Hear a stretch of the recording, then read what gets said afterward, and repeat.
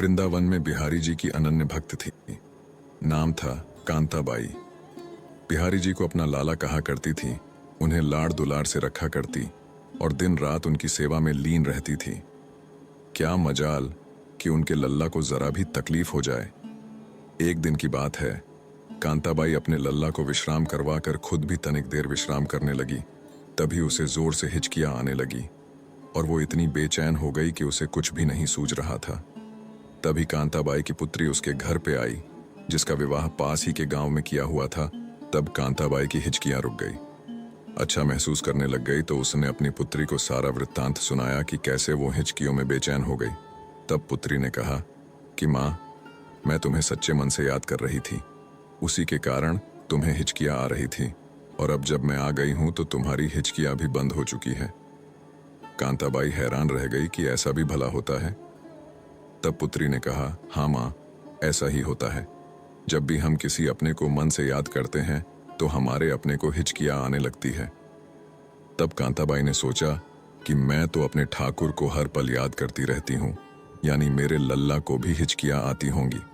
हाय, मेरा छोटा सा लल्ला हिचकियों में कितना बेचैन हो जाता होगा। नहीं, ऐसा नहीं होगा। अब से मैं अपने लल्ला को जरा भी परेशान नहीं होने दूंगी। और उसी दिन से कांताबाई ने ठाकुर को याद करना छोड़ दिया। अपने लल्ला को भी अपनी पुत्री को ही दे दिया सेवा करने के लिए। लेकिन कांताबाई ने एक पल के लिए भी अपने लल्ला को याद नहीं किया। और ऐसा करते करते हफ्ते बीत गए और फिर एक दिन जब कांताबाई सो रही थी तो साक्षात बांके बिहारी कांताबाई के सपने में आते हैं और कांताबाई के पैर पकड़कर खुशी के आंसू रोने लगते हैं। कांताबाई फौरन जाग जाती है और उठकर प्रणाम करते हुए रोने लगती है और कहती है कि प्रभु, आप तो उनको भी नहीं मिल पाते जो समाधि लगाकर निरंतर आपका ध्यान करते रहते हैं।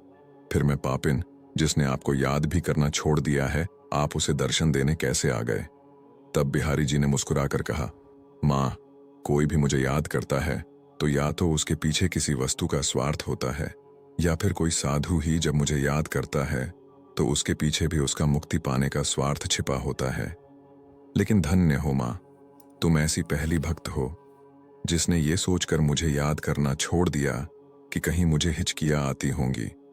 मेरी इतनी परवाह करने वाली माँ मैंने पहली बार देखी है। तभी कांताबाई अपने मिट्टी के शरीर को छोड़कर अपने लल्ला में ही लीन हो जाती है। इसलिए बंधुओं, वो ठाकुर तुम्हारी भक्ति और चढ़ावे के भी भूखे नहीं हैं, वो तो केवल तुम्हारे प्रेम के भूखे हैं। उनसे प्रेम करना सीखो।